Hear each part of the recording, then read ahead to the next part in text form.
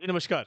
मैं एमजेली से रवि कुमार गुप्ता आपका हार्दिक स्वागत करता हूँ आपके अपने स्केलेटन नर्सिंग के इस ऑनलाइन प्लेटफ़ॉर्म पे। आज की क्लास में कुछ हम इम्पोर्टेंट टॉपिक्स के बारे में बात करेंगे, कुछ इम्पोर्टेंट क्वेश्चंस के बारे में बात करेंगे, जो कि आपके एग्ज़ाम्स के लिए बहुत महत्वपूर्ण होने वाले हैं। तो हमारी क्लास को आगे बढ़ने से पहले हम एक मोटिवेशनल थॉट के बारे में बात करते हैं कि अगर तुम मेहनत करोगे, तो सफलता तुम्हारे पैरों तले होगी। आपको सिर्फ मेहनत करते रहना है, आपको फल की इच्छा नहीं करनी है, आपको सिर्फ और सिर्फ मेहनत करते रहो अपने सही डायरेक्शन के अंदर, सही वे के अंदर कि हमें किस डायरेक्शन के अंदर जाना है, किस तरफ हमें जाना है। उस डायरेक्शन के अंदर आप लगातार मेहनत करते रहो, आपकी सफलता आपको 100% मिल जाएगी एक ना दिन।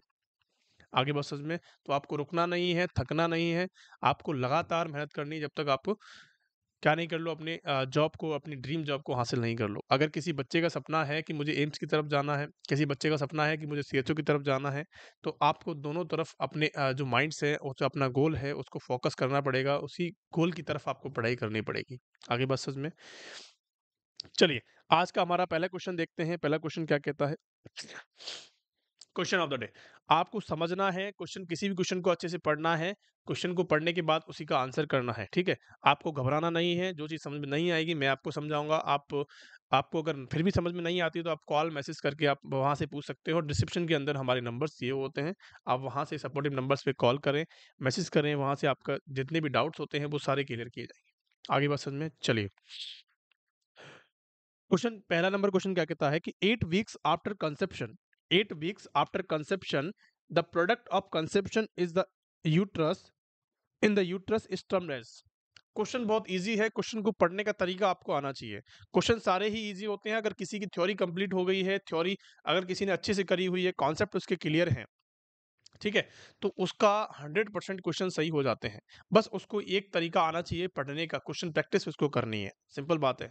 आगे बात समझ में चलिए। क्वेश्चन कहता है कि 8 वीक्स आफ्टर कंसेप्शन कंसेप्शन के 8 वीक के बाद कंसेप्शन के 8 वीक के बाद का समय पूछा जा रहा है कि प्रोडक्ट ऑफ कंसेप्शन को किस नाम से हम जानेंगे?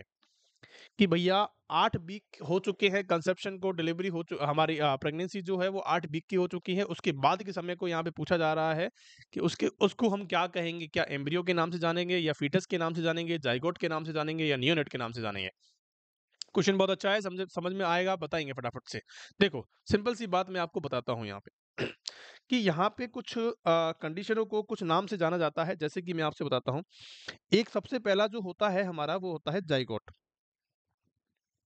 एक होता है ज़ायगोट, एक होता है एम्ब्रियो, एक होता है फीटस, एक होता है नियोनेट, इन्फेंट, टॉडलर। बहुत सारी कंडीशंस होती हैं, बहुत सारी चीज़ें होती हैं जो आप पीडीएम के अंदर पढ़ोगे, पीडीएम वाले सर आपको पढ़ाएँगे। मैं सिर्फ़ आपसे इतनी ही बातें करूँगा। आगे बात समझ में? चलिए, अब सबसे पहली बात मैं आपसे ये करना चाहूँगा बच्चों कि ज़ायगोट किसे कहते हैं? हमारा क्या हुआ कि सिंगल सेल स्ट्रक्चर होती है कौन हमारा हमारे जो सिंगल सिंगल स्पर्म और ओवम जो है वो क्या करते हैं मिलके एक क्या बनाते हैं डबल सेल स्ट्रक्चर का जैसे कि ये स्पर्म है ये स्पर्म है ये ओवम है ये मिलके क्या बनाएंगे मेरे प्यारे बच्चों ये बनाएंगे जाइगोट ये बनाएंगे जाइगोट जो कि डबल सेल स्ट्रक्चर होती है आगे बात समझ में भैया स्पर्म और ओवम मिलके क्या बनाते हैं जाइगोट बनाते हैं जाइगोट जो होती है वो डबल सेल स्ट्रक्चर होती है अगर मैं आपसे यहाँ पे बात करूँ जो जाइगोट का समय होता है वो 0 से 2 वीक्स तक का समय होता है अगर आपसे क्वेश्चन पूछा जाए कि 0 से 2 वीक्स तक के समय को या फिर हम यूट्रस के अंदर जब कंसेप्शन है उसको क्या कहेंगे तो आपको बताना है कि सर जाइगोट कहेंगे आगे बात समझ में एम्ब्रियो किसे कहेंगे कि सर 2 वीक से लेके 8 वीक तक के समय को हम क्या कहेंगे कि सर एम्ब्रियो कहेंगे अगर किसी की प्रेगनेंसी जो है वो 2 से 8 वीक के बीच में है और उस बच्चे को उस कंसेप्शन को हम क्या कहेंगे कि सर एम्ब्रियो कहेंगे आगे बात समझ में बहुत बढ़िया कि सर फीटस किसे कहेंगे कि सर 8 वीक के बाद 8 वीक से लेके डिलीवरी तक के समय को जब तक बच्चा डिलीवर हो जाता है, तब तक उसको क्या कहेंगे? फ़ीटस ही कहेंगे। क्या कहेंगे मेरे प्यारे बच्चों? क्या कहेंगे? उसको फ़ीटस कहेंगे। कि सर नियोनेट किसे कहेंगे? कि सर नियोनेट कहेंगे 0 से 7 डेज़ 0 से 28 डेज़ तक का जो बच्चा कहलाता है, वो क्या कहलाता है मेरे प्यारे बच्चों? क्या कहलाता है? सर नियोनेट कहलाता है। कि जैसे अब बच्चा आपका डिलीवर हो गया अब बच्चा आपका क्या हो गया मेरे प्यारे बच्चों? डिलीवर हो गया। डिलीवर होने के बाद क्या होगा? उस बच्चे को नियोनेट के नाम से जाना जाएगा नहीं जाएगा? कि सर इन्फेंट किसे कहेंगे? कि सर 28 दिन से लेके 1 साल तक का बच्चा क्या कहलाता है? कि सर 28 दिन से लेके या 1 मंथ से लेके 1 साल तक का बच्चा या 1 ईयर तक का बच्चा क्या कहलाता है? कि सर इन्फेंट कहलाता है। आगे बात समझ में? कि सर टॉडलर किसे कहेंगे? कि सर टॉडलर हम कहेंगे कि 1 साल से 3 साल तक का जो बच्चा होता है, 1 साल से जो 3 साल तक का बच्चा होता है उसको कहेंगे टॉडलर, उसको कहेंगे मेरे प्यारे बच्चों टॉडलर। ये बातें आपको समझ में आ गई होंगी। अगर मैं आपसे कहूँ कि सर नियोनेट जो होता है वो 2 टाइप का होता है, एक तो अर्ली नियोनेट होता है, एक तो क्या होता है कि सर अर्ली होता है, एक लेट होता है। अगर मैं आपसे अर्ली की बात करूँ तो सर 0 से 7 डेज़ का जो बच्चा होता है, जस्ट डिलीवरी हुई उससे 7 दिन तक का जो बच्चा कहलाएगा उसको अर्ली नियोनेट कहेंगे और जो लेट नियोनेट कहेंगे उसको 7 दिन से 28 दिन तक का जो बच्चा होगा उसको हम लेट नियोनेट के अंदर काउंट करते हैं। क्या मेरी बात आपको समझ में आ गई? सिंपल सी भाषा है, सिंपल सा क्वेश्चन है, सिंपल सी उसके आंसर्स हैं। आपको समझना है और इसका आंसर करना है। मैंने आपको बता दिया है, सारी चीज़ें बता दी हैं कि सर जाइगोट किसे कहेंगे, एम्ब्रियो किसे कहेंगे, नियोनेट किसे कहेंगे, फीटस किसे कहेंगे। तो क्वेश्चन में क्या पूछा गया है कि sir 8 weeks after the conception, conception होने के 8 वीक्स के बाद आफ्टर यहाँ पे लगा हुआ है तो उस कंडीशन को हम कहेंगे प्यारे बच्चों, उस कंडीशन को कहेंगे फीटस। जिसका भी बी आंसर है मेरे प्यारे लाल लालियों, उसका करेक्ट आंसर होने वाला है। क्या मेरी बात समझ में आ गई? बहुत बढ़िया। चलेंगे अगले क्वेश्चन की तरफ। ऐसे ही क्वेश्चंस आपको करवाए जाएंगे सारे स्केलेटन नर्सिंग के इस प्लेटफॉर्म पे। आपको इजी इजी क्वेश्चंस और इजी वे में जैसे भी क्वेश्चंस बनते हैं, जैसे भी टफ क्वेश्चंस जो हमारे होते हैं वो एक इजी वे में आपको पढ़ाए जाएंगे। आपको घबराने की जरूरत नहीं है, आपको रिलैक्स होकर बैठ जाना है एग्जाम के लिए। एग्जाम के लिए क्वेश्चन आंसर जब भी आप मेरी वीडियो देखते हो या फिर हमारी वीडियोस देखते हो तो आपको एकदम रिलैक्स होके बैठना है, कॉपी पेन लेके बैठना है, जो भी चीज़ समझ में नहीं आती उनको लिखना है। आगे बात समझ में? और नहीं आती है, बार-बार समझ में नहीं आती हैं, आपके लिए कोई चीज़ नई है तो आपको लिखनी है। अगर कोई चीज़ नहीं समझ में आती तो आप कमेंट करके पूछें, आप हमारे सपोर्टिव नंबर्स पे कॉल करके पूछें, वहाँ से भी आप कॉल करके पूछ सकते हो, मैसेज करके पूछ सकते हो, वहाँ से आपके सारे डाउट्स जो हैं वो क्लियर कर दिए जाएँगे। आगे बात समझ में? चलिए, आपको घबराने की 1% ज़रूरत नहीं है, लिखेंगे। दूसरा क्वेश्चन देखेंगे कि during the eclampsia which is the immediate nursing action. बहुत ज्यादा इंपॉर्टेंट क्वेश्चन है। क्वेश्चन काफी बच्चों को नहीं पता होगा, मैं आपको इसके बारे में डिटेल में बताऊंगा कि sir during the eclampsia 2 conditions होती हैं। एक्लेम्पसिया किसे कहते हैं आप सभी को पता होगा। एक एक्लेम्पसिया होता है, एक प्री एक्लेम्पसिया होता है। जब भी एक्लेम्पसिया की कंडीशन होती है तो हमें इमीडिएट नर्सिंग एक्शन क्या करना चाहिए? समझ में आ रही है बात? मैंने आपको ये लेक्चर जो है एक्लेम्पसिया प्रीक्लेम्पसिया पे पूरा फुल डिटेल लेक्चर लिया हुआ है। अगर किसी ने नहीं देखा है तो प्लीज गो एंड वॉच। आपका 1 घंटे का लेक्चर होने वाला है। 1 घंटे के अंदर आपका सारे जो चीज़ें हैं वो क्लियर हो जाएँगी। आगे बात समझ में? यहाँ से क्वेश्चंस पूछे जाते हैं, 2-3 क्वेश्चंस हमेशा बन जाते हैं। इसीलिए आपको ज़रूर पढ़ना चाहिए, वो टॉपिक जो है वो आपको पढ़ें। आपको जो है पूरा टॉपिक समझ में आएगा। मैंने बहुत ईज़ी लैंग्वेज में, ईज़ी भाषा में आपको पढ़ा रखा है। चलिए, जब भी एक्लेम्पसिया देखो 2 कंडीशंस होती हैं। एक कंडीशन होती है, एक होता है प्री एक्लेम्पसिया, एक होता है प्री एक्लेम्पसिया और एक होता है एक्लेम्पसिया। एक होता है प्री एक्लेम्पसिया, एक होता है एक्लेम्पसिया। अब इनका मतलब क्या है सर? एक्लेम्पसिया, प्री एक्लेम्पसिया क्या बात कर रहे हो आप? समझ में नहीं आ रही हमारे तो। देखो, जब भी एक वुमेन जो है वो प्रेग्नेंट होती है, अगर उसका बीपी बढ़ जाता है, जेस्टेशनल हाइपरटेंशन होता है। जेस्टेशनल का मतलब है प्रेगनेंसी से, जेस्टेशनल का मतलब है प्रेगनेंसी से और हाइपरटेंशन का मतलब है इंक्रीज बीपी। अगर किसी लेडीज का जो अगर किसी फीमेल का अगर बीपी इंक्रीज होता है प्रेगनेंसी के कारण तो उसको कहते हैं प्री एक्लेम्पसिया, उसको कहते हैं प्री एक्लेम्पसिया कहते हैं। अगर मैं आपसे बात करूं कि सर बीपी कितना होगा, कि सर 140 से लेके 90 mmHg का होगा। कितना होगा? कि सर 140 बाय 90 mmHg का होगा। और एक्लेम्पसिया की कंडीशन कैसे होगी? कि सर एक्लेम्पसिया के अंदर 160 बाय 110 mmHg का होगा। सिंपल बात समझ में आ रही है? मैंने आपको 2 तरह की बीपी बताए हैं। अगर 140 से 90 से अगर ज़्यादा नहीं देखने को मिलता है, तो आपको बताना है कि सर प्री एक्लेम्पसिया की कंडीशन है। अगर 160 या फिर उससे ज़्यादा देखने को मिलता है, तो उस कंडीशन के अंदर बताना है कि सर इसकी कंडीशन कैसी है? कि सर ये तो एक्लेम्पसिया का पेशेंट है। ठीक है? अब जब इसके अंदर एक फीचर तो ये देखने को मिलता है, जब बीपी बढ़ता है, तो आपको प्रोटीन यूरिया भी देखने को मिलता है।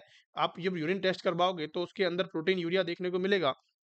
मतलब यूरिन के अंदर प्रोटीन आपको देखने को मिल सकता है, ठीक है? इसके अंदर भी सेम कंडीशंस होती हैं कि सर प्रोटीन यूरिया इसके अंदर भी देखने को मिलता है। लेकिन इन दोनों के बीच में एक डिफरेंशिएशन, एक खास बात ऐसी है जो इनको दोनों को डिफर करती है, दोनों को अलग करने का काम करती है। आगे बात समझ में कि इन दोनों के अंदर ये दोनों कंडीशन सेम मिलती हैं, लेकिन इसके अंदर सीजर्स भी देखने को मिलते हैं।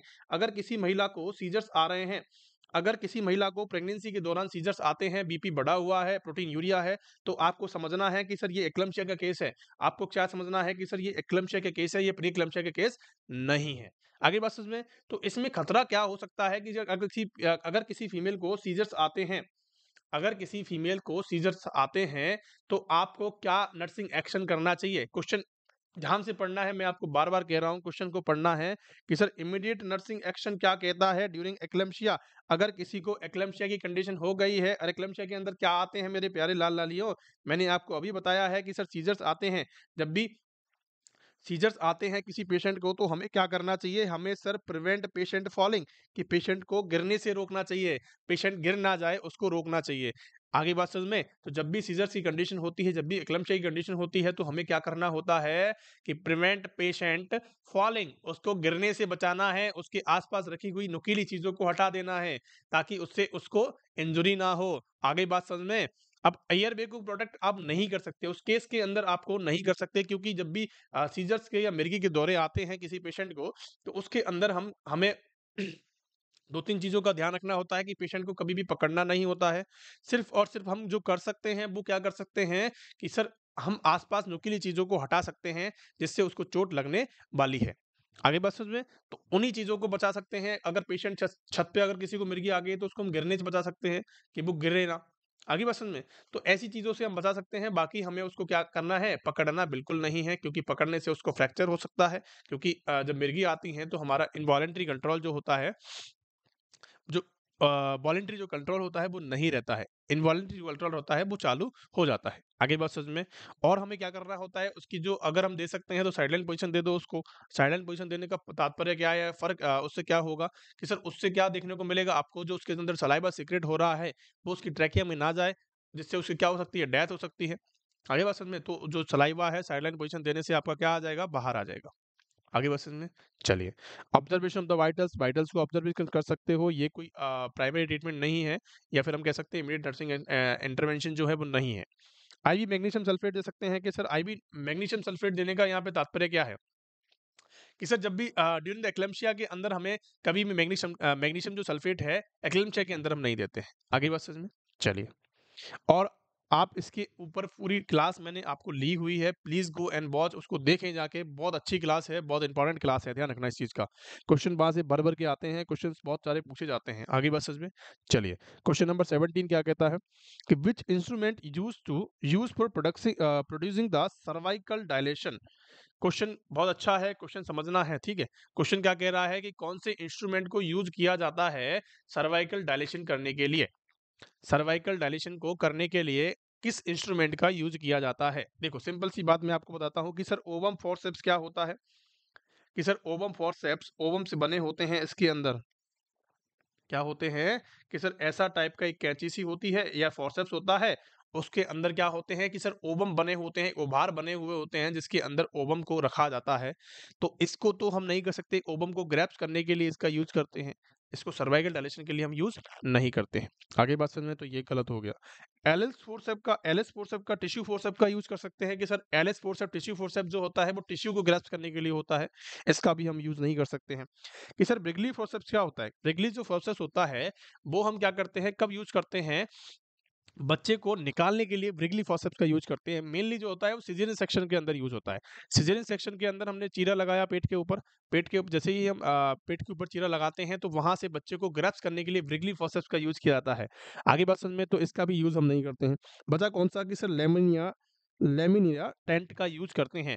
जिसने भी डी आंसर दिया है उसका करेक्ट आंसर होने वाला है। मैं इसके बारे में आपको बताता हूँ। लेमिनिया जो टेंट होता है, ये जो टेंट होता है बच्चों, एक रॉड होती है। एक रॉड होती है जिसके अंदर क्या होता है, एक रॉड होती है, उसके अंदर एक ये धागा सा होता है, जिसको अपन क्या करते हैं, जिसको जो मेडिकल स्टाफ होता है, मेडिकल जो ऑफिसर होता है, वो क्या करता है, उस सर्विक्स के अंदर उसको रखता है। अब ये कैसा होता है, ये होता है डीहाइड्रेट। ये कैसा होता है मेरे प्यारे बच्चों? ये होता है डिहाइड्रेट नेचर का। कैसा होता है? डिहाइड्रेट नेचर का। मतलब ये शॉकेबल होता है, वहाँ से एब्ज़ॉर्ब ये क्या करता है कि जब डिहाइड्रेट होगा, स्पंज टाइप का होता है, इसको रखा जाता है जिसके अंदर हम क्या करते हैं इसको सर्विक्स के अंदर रखा, इंसर्ट कर दिया। अब उसको इंसर्ट करने का फ़ायदा क्या है कि जैसे ही ये सर्विक्स के अंदर जाएगा, तो वहाँ पे जो प्रेज़ेंट वाटर है, उनकी जो सेल्स के अंदर जो वाटर प्रेज़ेंट है, उसको एब्ज़ॉर्ब करने का काम करेगा क्योंकि ये तो डिहाइड्रेट है। आगे बात समझ में? मैंने आपको बताया था कि जो सिंपल डिफ्यूजन होता है वो कैसे होता है कि सर ज़्यादा से कम की तरफ होता है। तो अगर ये अपन का जो ये इंस्ट्रूमेंट है ये कैसा है? ये डिहाइड्रेट है ऑलरेडी, इसके अंदर बिल्कुल भी पानी नहीं है। तो पानी क्या करेगा? ये शॉक करने का काम करेगा, एब्ज़ॉर्ब करने का काम करेगा और जब ये पानी को एब्ज़ॉर्ब कर लेगा तो इसको बाहर निकाल दिया जाता है जिससे क्या होती हैं, जिससे जो हमारी सेल्स थी जो हमारे सेल्स थी कहाँ पे सर्विक्स के चारों तरफ जो हमारी सेल्स प्रेज़ेंट थी उनका पानी निकल जाएगा और वहाँ पे डायलेशन आपको देखने को मिलेगा। क्या आपको मेरी बात समझ में आ गई है? मैंने आपको क्या बताया कि सर ये क्या करते हैं कि इसको अंदर इंसर्ट किया जाता है, ये डिहाइड्रेट नेचर का होता है और क्या करते हैं कि सर ये डिहाइड्रेट नेचर का होता है इसीलिए क्या करता है एब्जॉर्बेबल क्वालिटी होती है, जितनी भी सेल्स वहाँ पे प्रेजेंट होती हैं उनका पानी को सोख लेता है, उनके फ्लूइड को सोखने का काम करता है और उसको बाहर निकाल दिया जाता है और निकालने पे आपको सर्विक्स जो है आपकी क्या देखने को मिलेगी? डायलेटेड देखने को मिलेगी। आगे बात समझ में? ये क्वेश्चन इंपॉर्टेंट है, ये क्वेश्चन आपसे पूछा जा सकता है। लेमिनिया टेंट। आगे बात समझ में? बहुत बढ़िया। क्वेश्चन नंबर अगला क्या कहता है? Implantation of fertilize ovum implantation of fertilize ovum completed on, मतलब क्वेश्चन ये पूछा गया है कि इम्प्लांटेशन कंप्लीट कौन से दिन पे होता है? आगे बात समझ में कि इम्प्लांटेशन जो है वो कंप्लीट कौन से दिन पे हो रहा है? बताएंगे फटाफट से। क्या second day of the fertilization होता है या fourth day of the fertilization होता है या 10 to 10 डे फर्टिलाइजेशन होता है या 6 to 7 डे फर्टिलाइजेशन कंप्लीट हो जाता है? देखो, ये बातें तो बिल्कुल नहीं होंगी, ठीक है? दो बातें नहीं होंगी, दो बातें बहुत इंपॉर्टेंट है। देखो, फर्टिलाइजेशन हुआ, क्या हुआ मेरे प्यारे बच्चों? फर्टिलाइजेशन हुआ। अब जब फर्टिलाइजेशन होता है, ठीक है? जब फर्टिलाइजेशन होता है तो उसके छठवें या सातवें दिन पे, छठवें या सातवें दिन पे जो हमारा मोरुला होता है या फिर हम कह सकते हैं जो हमारा प्रोडक्ट प्रोडक्ट ऑफ कंसेप्शन होता है वो क्या करता है? वो हमारी यूटेराइन कैविटी के अंदर क्या करता है? एंटर करता है। फिफ्थ डे पे तो एंटर करता है और छठवें दिन पे हमारा इम्प्लांटेशन स्टार्ट हो जाता है। तो अगर आपसे क्वेश्चन पूछे कि सर इम्प्लांटेशन स्टार्ट कब होता है तो आपको बताना है कि सर छठवें और सातवें दिन पे स्टार्ट हो जाता है इम्प्लांटेशन और कंप्लीट कब होता है कि सर 11 से 11वें दिन पे कंप्लीट हो जाता है। अगर आपसे क्वेश्चन किया जाए कि सर स्टार्ट कब होता है इम्प्लांटेशन तो आपको बताना है प्यारे प्यारे शब्दों के अंदर बताना है कि सर छठवें सातवें दिन पे क्या हो जाता है हमारा जो है इम्प्लांटेशन वो है स्टार्ट होना हो जाता है, इम्प्लांटेशन होना स्टार्ट हो जाता है और जो कंप्लीट होता है वो कब होता है कि 10 से 11 दिन पे आफ्टर द फर्टिलाइजेशन क्या हो जाता है? ये 10 से 11 दिन पे फर्टिलाइजेशन के क्या हो जाता है? हमारा कंप्लीट हो जाता है। क्या मेरी बात समझ में आ गई? मैंने आपको क्या बताया है कि फर्टिलाइजेशन के जैसे ही हमारा फर्टिलाइजेशन हुआ वैसे ही 5वें दिन पे क्या होता है जो प्रोडक्ट ऑफ कंसेप्शन होता है वो हमारे यूट्राइन कैविटी के अंदर आता है और जब कैविटी के अंदर आता है मैं आपको डायग्राम बना के दिखाता हूँ। ठीक है? अब ये हमारा एम्पुला वाला पार्ट है। यहाँ पे हमारे जो है वो मिले स्पर्म और ओवम जो है वो मिले, ठीक है, मिलके ये क्या करेंगे एक प्रोडक्ट ऑफ कंसेप्शन बना लेंगे। अब जब प्रोडक्ट ऑफ कंसेप्शन क्या होता है, धीरे धीरे धीरे धीरे जो फिम्ब्रियाज होते हैं जो हमारे बिलाई सिस्टम होते हैं, फिम्ब्रिया जो होते हैं वो क्या करते हैं, वो क्या करते हैं इसको ढकेलने का काम करते हैं और ढकेल के क्या करते हैं इसको यूटेराइन कैविटी के अंदर फिफ्थ डे पे इसको ढकेला जाता है।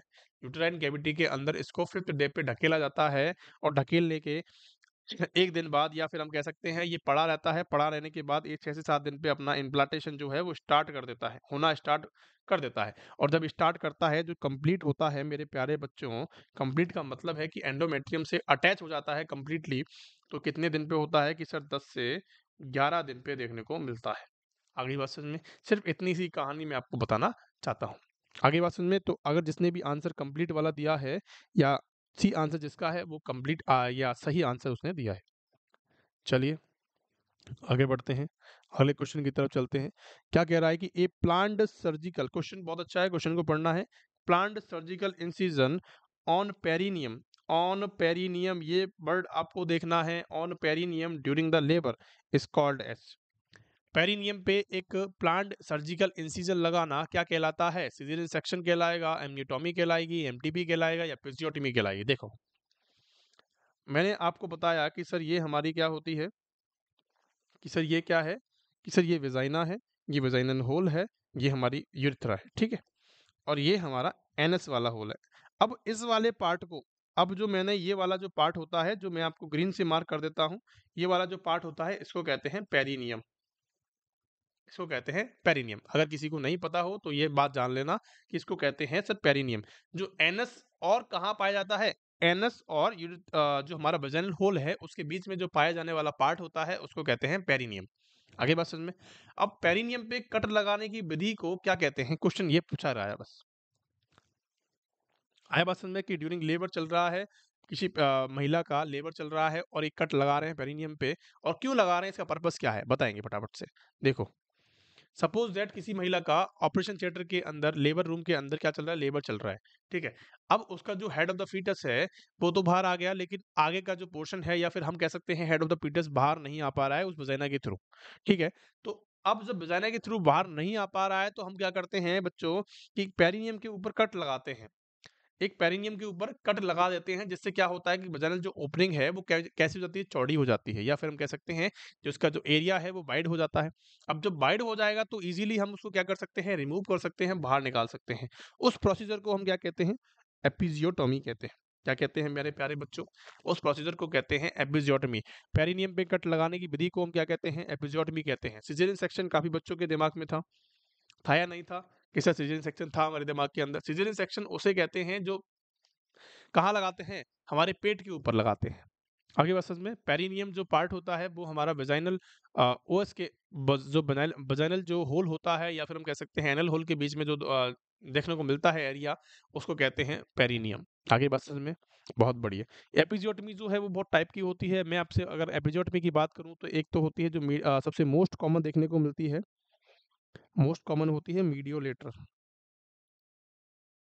आपसे क्वेश्चन पूछा सकता है, 2.5 सेंटीमीटर का इसके अंदर क्या लगाते हैं, कट लगाते हैं। मीडियोलेटर होती है 2.5 सेंटीमीटर का, इसके अंदर कट लगाया जाता है। क्या मेरी बात समझ में आ गई आप सभी को? बहुत बढ़िया।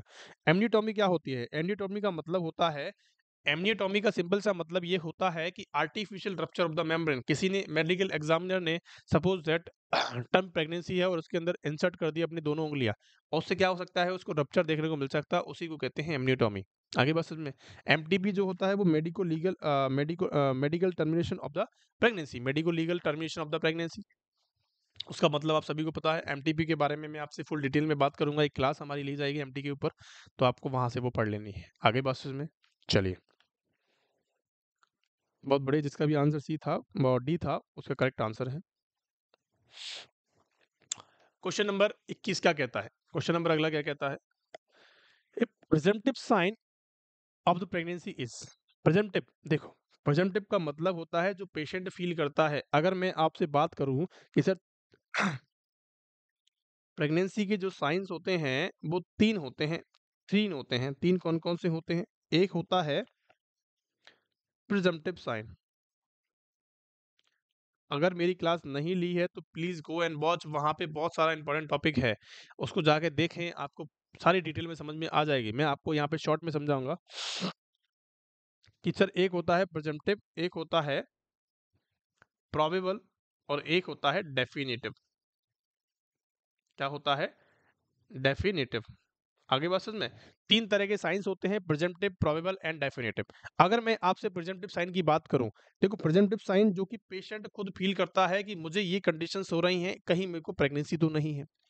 लाइक मैं आपसे बात करूं कि सर एमेनोरिया हो रहा है, ब्रेस्ट के अंदर एनलार्जमेंट हो रहा है, ठीक है, और उसको हम कह सकते हैं कि वॉमिटिंग आ रही है, या फिर हम कह सकते हैं उसको नोजिया एंड वॉमिटिंग की कंडीशन देखने को मिल रही है, एब्डोमिनल पेन उसको देखने को मिल रहा है। ऐसी कंडीशंस उसको जो प्रोबेबल है, जो वो खुद सस्पेक्ट करेगी कि हाँ मुझे प्रेगनेंसी है या प्रेगनेंसी हो सकती है। आगे बात समझ में।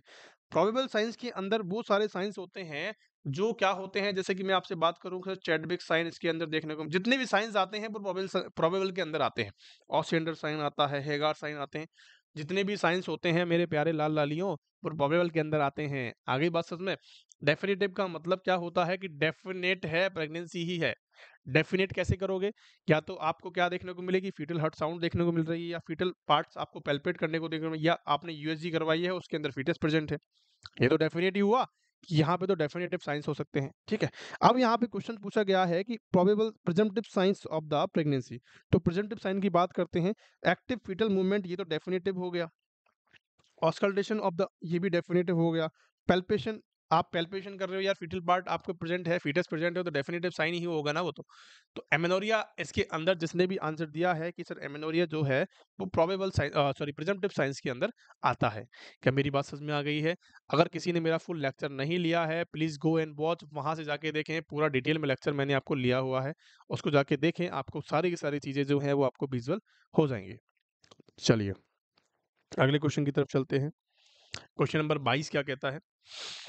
विच of the following is the most common cause of bleeding at term?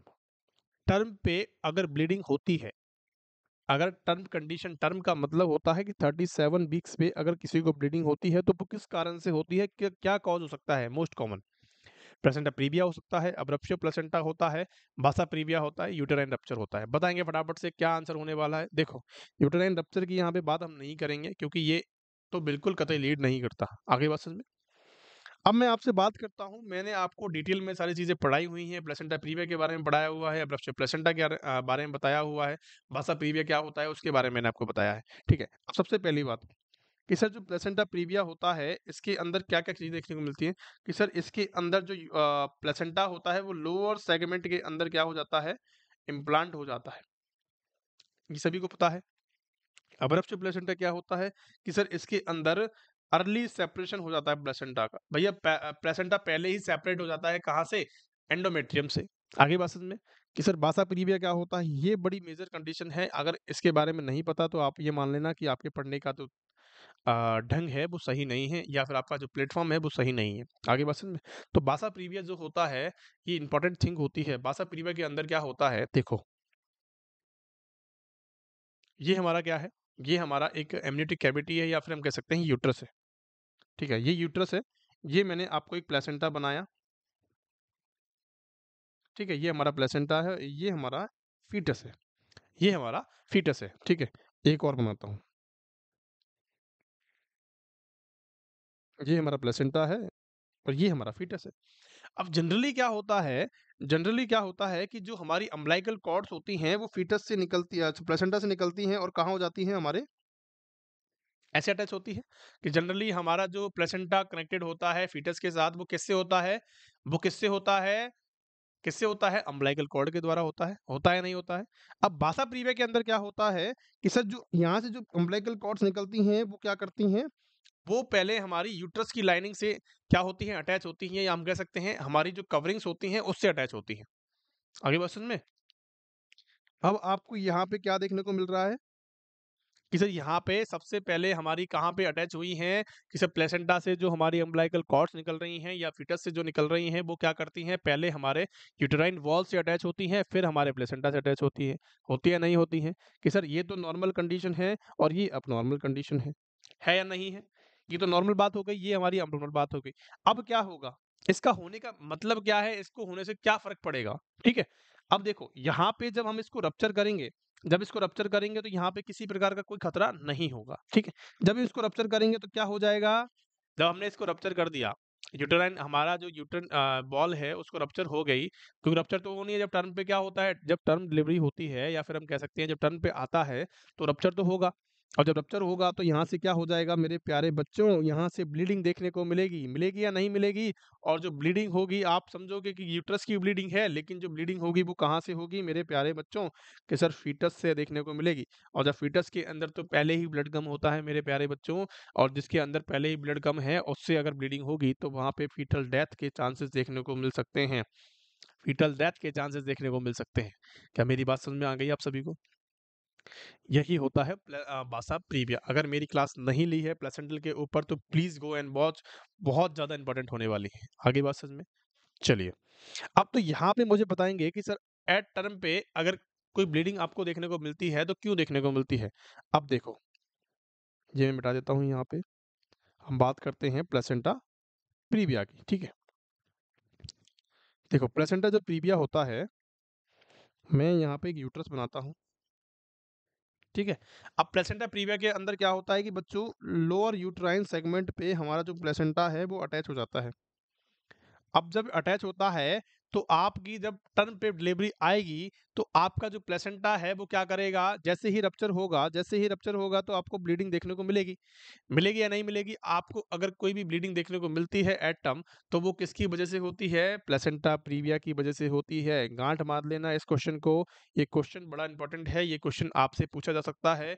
आपको अगर अभी भी समझ में नहीं आया है तो पहले मेरी जाके क्लास देखेंगे प्लेसेंटा प्रीविया की, अब्डक्शन प्लेसेंटा की, आपको डिटेल में समझ में आएगा वहां से। मैंने आपको डिटेल में क्लास दी है, शॉर्ट में क्लास दी है, आगे बात समझ में? वहां से जाके देखें, जिसका भी ए आंसर था उसका करेक्ट आंसर है। क्वेश्चन नंबर अगला क्या कहता है? Which of the following condition is the most common cause of postpartum haemorrhage? PPH के ऊपर भी मैंने एक क्लास ले रखी है, उसको आप जाके देखें, आपके सारे डाउट्स क्लियर हो जाएंगे। सबसे पहली बात, क्वेश्चन पूछ रहा है कि पीपीएच क्या होता है। मैं आपसे क्वेश्चन करता हूं कि सर पीपीएच क्या होता है। देखिए भैया, दो तरह की चीजें होती हैं। दो तरह की चीजें कौन कौन सी होती हैं मैं आपको बता, तीन तरह की होती हैं बेसिकली। हेमरेज जो होता है या ब्लीडिंग जो होती है वो कैसे कैसे हो सकती है, देखो तीन तरह की चीजें होती हैं। एक होता है antepartum haemorrhage, antepartum haemorrhage, ठीक है। एक होता है इंट्रा पार्टम हेमरेज, एक होता है पोस्ट पार्टम हेमरेज। इन तीनों का मतलब आपको समझ में आ गया, इसका मतलब आपको समझ में आ गया, ठीक है। एंटीपार्टम का मतलब होता है कि 28 वीक से लेके अगर 37 वीक्स तक के समय में अगर कोई ब्लीडिंग होती है तो उसको बोलते हैं एंटीपार्टम हेमरेज। मतलब डिलीवरी से पहले अगर कोई ब्लीडिंग होती है 28 वीक्स के बाद तो आपको क्या कहना है कि सर एंटीपार्टम हेमरेज होता है। इंट्रापार्टम किसे कहेंगे कि sir during labour, during delivery अगर ब्लीडिंग होती है तो उसको क्या कहते हैं? ड्यूरिंग लेबर अगर ब्लीडिंग होती है तो उसको कहते हैं इंट्रापार्टम हेमरेज। आगे बात समझ में कि सर पोस्टपार्टम हेमरेज, पोस्ट का मतलब होता है आफ्टर डिलीवरी। अगर आफ्टर डिलीवरी 40 या हम कह सकते हैं 6 मंथ तक अगर होती है, 6 मंथ तक अगर ब्लीडिंग होती है तो उसको कहते हैं पोस्टपार्टम हेमरेज। उसको कहते हैं मेरे प्यारे बच्चों, उसको कहते हैं पोस्टपार्टम हेमरेज। क्या मेरी बात आपको समझ में आ गई है? यहाँ तक की कंडीशन में किसी को कोई डाउट है? चलिए, अगर मैं आपसे कहूं कि सर पो एंटीपार्टम हेमरेज का कारण कौन सा होता है, कि सर इसके अंदर प्लेसेंटल कॉज हो सकते हैं। इसके अंदर मैंने डिटेल में क्लास ली हुई है, प्लीज गो एंड वॉच, क्योंकि बहुत ज्यादा इंपॉर्टेंट है। आगे बात समझ में कि सर इसके अंदर मोस्ट कॉमन प्लेसेंटल कॉज होते हैं और कौन से होते हैं, कि सर प्लेसेंटा प्रीविया होता है और अब्रप्शियो प्लेसेंटा होता है। क्या मेरी बात समझ में आई? अब इंट्रापार्टम हेमरेज के अंदर कौन से होते हैं, कि सर एक कंडीशन तो हो सकती है कि सर प्रोलॉन्ग्ड लेबर हो सकता है, कि काफी लंबे समय से क्या चल रहा है, लेबर की प्रोसेस चल रही है, तो ये कंडीशन हो सकती है। और प्रोलॉन्ग लेबर हम किसे कहते हैं, कि सर अगर 18 घंटे से ज्यादा चलता है लेबर तो उसको कहते हैं प्रोलॉन्ग लेबर। और एक होता है प्रेसिपिटेट लेबर, या तो प्रोलॉन्ग लेबर हो सकता है या प्रेसिपिटेट लेबर हो सकता है। एक होता है प्रेसिपिटेट लेबर। प्रेसिपिटेट लेबर का मतलब है कि सारी की सारी जो डिलीवरी की प्रोसेस है वो 3 घंटे के अंदर सिमट गई है, 3 घंटे के अंदर ही समट गई है, उसको कहते हैं प्रेसिपिटेट लेबर। ये दोनों बातें जो हैं बच्चों इंपॉर्टेंट है, इनको लिख लेना। मैं आपसे गांठ बांध के कह रहा हूँ ये बात, ये बात गांठ बांध लेना कि ये इंपॉर्टेंट सवाल है, इंपॉर्टेंट चीजें हैं। आगे बात समझ में, मैंने सारी चीजें डिटेल में आपको पढ़ा रखी हैं, प्लीज गो एंड वॉच, बहुत ज्यादा इंपॉर्टेंट होने वाली हैं। आगे बात समझ में कि सर पोस्टपार्टम हेमरेज का यहाँ पे कारण पूछा गया है, आप बताएंगे, मैं नहीं बताऊंगा। आगे बात समझ में, चलिए। तो क्वेश्चन पूछा गया है कि which of the following is the most common cause of the postpartum haemorrhage. Postpartum haemorrhage का एक ही मोस्ट कॉमन कॉज होता है यूटेराइन अटॉनी। अगर यूट्रस जो आपका स्ट्रेच हुआ था प्रेगनेंसी के दौरान, अगर वो अपनी वापस जगह में नहीं आता है, वापस अवस्था में, नॉर्मल अवस्था में नहीं आता है, तो उसको कहते हैं यूट्रन अटॉनी। एटॉन जो है, एटॉनी का मतलब होता है टोन का खत्म हो जाना, टोन लॉस। अगर उसकी टोन ही लॉस हो गई है, कॉन्ट्रैक्टिबिलिटी की जो उसकी क्षमता थी वो खत्म हो गई है, तो ब्लीडिंग धड़ाधड़ होती रहेगी। आगे बात समझ में, तो मोस्ट कॉमन जो कॉज होता है वो यही होता है। बाकी ये सारी जो कंडीशन हैं ये डिसेंट्री हैं, मतलब कि रिटेन प्लेसेंटा भी होता है पोस्टपार्टम कॉज, लेकिन ये सेकंड नंबर पे आता है या सेकेंडरी आता है। आगे बात समझ में, देखो अगर यूट्रस, देखो एक कंडीशन और बताता हूँ मैं आपको, इंपॉर्टेंट सवाल है। अगर यूट्रस अपनी नॉर्मल अवस्था में आ जाता है, अगर यूट्रस कम बैक हो जाता है तो उसको कहते हैं इन्वॉल्यूशन। ये क्वेश्चन पूछा गया है, ध्यान रखना। अगर यूट्रस अपनी कम बैक अवस्था में आ गया, पहले जैसा था वैसा ही हो गया, उसको कहते हैं इन्वॉल्यूशन। अगर नॉट कम बैक, अगर वो अपनी अवस्था में नहीं आया है तो उसको कहते हैं सब इन्वॉल्यूशन। आगे बात समझ में, उसको कहते हैं सब इन्वॉल्यूशन। क्या मेरी बात समझ में आ गई अब सभी को? चलिए बहुत बढ़िया। अगले क्वेश्चन की तरफ चलते हैं। क्वेश्चन क्या कहता है? Oxytocin cause all of the following except. Question बहुत अच्छा है, क्वेश्चन को पढ़ना है, क्वेश्चन को तरीका समझना है। क्वेश्चन कह रहा है कि ऑक्सीटोसिन के एक सारे काम होते हैं लेकिन एक काम नहीं होता है। अब देखो, ऑक्सीटोसिन का सिंपल जो काम होता है वो क्या करता है? ऑक्सीटोसिन का काम होता है कॉन्ट्रैक्शंस का। क्या करता है कि भैया यूट्राइन कॉन्ट्रैक्शंस को करता है, किसी भी चीज को कॉन्ट्रैक्ट कर सकता है, तो हम कह सकते हैं कि कॉन्ट्रैक्शंस का काम करता है। ठीक है, तो अगर आपको यहाँ पे देखने को मिल रहा है कि कॉन्ट्रैक्शंस का काम कर रहा है, कि ये बात बिल्कुल सही है। कि सर यहाँ पे भी कॉन्ट्रैक्ट कर रहा है, ये भी बात बिल्कुल सही है। कि सर मिल्क इजेक्शन, इजेक्शन का मतलब होता है कि कॉन्ट्रैक्ट करके उसको बाहर निकालने का काम कर रहा है, इजेक्ट करने का काम कर रहा है। ठीक है, लेकिन लैक्टोजेनेसिस का काम नहीं करता है। अब लैक्टोजेनेसिस का मतलब क्या होता है? देखो, लैक्टोजेनेसिस का अगर मैं आपको यहाँ पे लिखता हूँ, ठीक है, लैक्टोजेनेसिस का सिंपल सा मीनिंग होता है, लैक्टो का मतलब होता है, देखो, लैक्टो का मतलब होता है मिल्क। लैक्टो का मतलब होता है मिल्क, जेनेसिस का मतलब होता है फॉर्मेशन। तो भैया, मिल्क का फॉर्मेशन ऑक्सीटोसिन नहीं करता है, ध्यान रखना। मिल्क को निकालने का काम करता है लेकिन मिल्क को फॉर्मेशन करने का काम नहीं करता है। अब मिल्क को फॉर्मेशन करने का कौन काम करता है? प्रोलैक्टिन। प्रोलैक्टिन जो हार्मोन होता है वो मिल्क को फॉर्मेशन करने का काम करता है। आगे बात समझ में, अगर आपसे क्वेश्चन पूछा जाता है कि सर मिल्क प्रोडक्शन का काम कौन करता है, तो आपको बताना है कि सर P4 प्रोडक्शन और P4 प्रोलैक्टिन। तो आपको इस तरीके से आप इसको याद रख सकते हो कि सर मिल्क को फॉर्मेशन करने का काम करता है प्रोलैक्टिन और निकालने का काम करता है मिल्क इजेक्शन। इजेक्ट का मतलब होता है आउट, आउट करना। ठीक है, तो उसको इजेक्ट करने का कौन काम करता है मेरे प्यारे लाल लालियों? मिल्क इजेक्शन का काम करता है ऑक्सीटोसिन। आगे बात सुनने, बहुत बढ़िया। Arrange the part of fallopian tube from the medial to lateral. Medial to lateral order के अंदर आपको फेलोपियन पार्ट्स के, ये क्वेश्चन बहुत बार पूछा गया है, इंपॉर्टेंट क्वेश्चन है, आप सभी को पता होगा कि आपको अरेंज करना है फेलोपियन ट्यूब के पार्ट्स को lateral to medial. Medial medial to lateral आपको क्या करना है? अरेंज करना है। ठीक है, बताएंगे। देखो, अगर आप पे नहीं आता है तो प्लीज इसको देखें, ये क्वेश्चन बड़ा इंपॉर्टेंट है। ये हमारी फेलोपियन ट्यूब है। ये हमारा छोटा सा डायग्राम है जो कि बहुत गंदा सा है। ठीक है, आपको डायग्राम पे नहीं जाना है, आपको पार्ट्स के बारे में समझना है।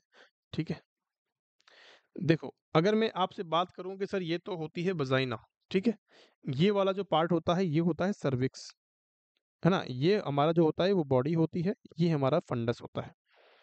आप नॉर्मल भाषा में समझ लेना, इसको चीज़ें है, ठीक है, आपको समझना है सिर्फ। अब मैं आपसे बात करूं कि जैसे ही मीडियल का मतलब होता है जो सटा हुआ पार्ट है, और लेटरल का मतलब होता है जो बाहर वाला पार्ट है। ठीक है, अब मिडिल की बात करूं, जैसे ही आप एंटर करते हो वहां पे इंटरस्टिशियल स्पेस आपको देखने को मिलता है। इंटरस्टिशियल स्पेस आपको देखने को मिलता है। कौन सा स्पेस देखने को मिलता है? इंटरस्टिशियल स्पेस देखने को मिलता है फर्स्ट नंबर पे। दूसरे नंबर पे आप आगे चलते हो तो आपको स्तंभस देखने को मिलता है सेकंड नंबर पे। तीसरे नंबर पे आप आगे चलते हो तो बड़ा सा चौड़ा सा पार्ट आपको देखने को मिलता है जहाँ पे फर्टिलाइजेशन प्रोसेस होती है, उसको कहते हैं एम्प्यूला। थर्ड नंबर पे देखने को मिलता है लास्ट में जो ये ओवारा, आपको ये डंडी सी देखने को मिल रही है, या फिर जो हम कह सकते हैं जो ओवरी से अटैच होती है उसको कहते हैं इन्फंडीबुलम। उसको कहते हैं इन्फंडीबुलम। तो आपको ऐसे के ऐसे ही इनको याद करना है। अगर आपसे क्वेश्चन उल्टा पूछा जाए, लाइक लेटरल टू मीडियल अगर आपसे क्वेश्चन पूछा जाता है, तो आपको क्या करना है? इसका उल्टा जवाब देना है। क्या मेरी बात आपको समझ में आ गई? मैंने इसके ऊपर लिस्ट बता रखा है, लिस्ट कैसे होगा, मैक्सिमम कैसे होगा, कौन कौन से क्वेश्चंस यहाँ से बनते हैं, सारी डिटेल में लेक्चर ले रखा है। आप गो एंड वॉच, बहुत ज़्यादा इंपॉर्टेंट है, वहाँ जाके देखें, आपको सारी की सारी चीज़ें समझ में आ जाएगी। तो एक क्वेश्चन और देख लेते हैं कि which layer is the outer most layer of the placenta. Placenta की आउटर मोस्ट लेयर कौन सी होती है? Outer most layer of the placenta क्या होने वाला है। प्लेसेंटा की दो लेयर होती हैं, एक तो बाहर वाली होती है, एक अंदर वाली होती है। अंदर वाली को कहते हैं एमनियन, बाहर वाली को कहते हैं कॉरियन। एमनियन से कैसे मतलब समझोगे, जो फ्लूइड से या फिर हम कह सकते हैं एमनियोटिक कैविटी से अटैच होती है उसको कहते हैं एमनियोटिक एमनियन। जो एमनियोटिक कैविटी एमनियोटिक फ्लूइड से अटैच होती है उसको कहते हैं एमनियन। जो बाहर वाली लेयर होती है उसको कहते हैं कॉरियन। आगे बात समझ में। अब ये बात तो आपको पता लग गई कि सर आउटर मोस्ट लेयर जो है वो कॉरियन होगी। इनर मोस्ट लेयर है वो कौन सी होगी कि सर इनर मोस्ट लेयर जो होती है वो हमारी कौन सी होती है, एमनियन होती है। लेकिन ये कोटालीडॉन्स क्या होते हैं, ये कोटालीडॉन्स जो होते हैं प्लेसेंटा के फंक्शनल यूनिट होती है। स्ट्रक्चरल एंड फंक्शनल यूनिट कौन सी होती है प्लेसेंटा की, तो कोटालीडॉन्स होते हैं। बता देना है आपको, हमेशा आपको याद रखना है चीजों को रिलेट करते हुए पढ़ना है। तो फंक्शनल एंड स्ट्रक्चरल यूनिट कोटालीडॉन्स होती हैं किसकी, प्लेसेंटा की। यॉक से क्या होता है मैंने आपको इसके बारे में बता रखा है। जैसे ही हमारा विभाजन होता है, जैसे ही हमारा विभाजन होता है उस पार्ट को कहते हैं, उस बीच वाले पार्ट को कहते हैं यॉक्सेक। यॉक्सेक क्या काम करता है भैया, बच्चे के अंदर आरबीसी फॉर्मेशन का काम करता है। एरिथ्रोपाइसिन एरिथ्रोपाइटिन का काम करता है, एरिथ्रोपाइसिस का काम करता है। क्या मेरी बात आप तक पहुंच गई है, समझ में आ गया है।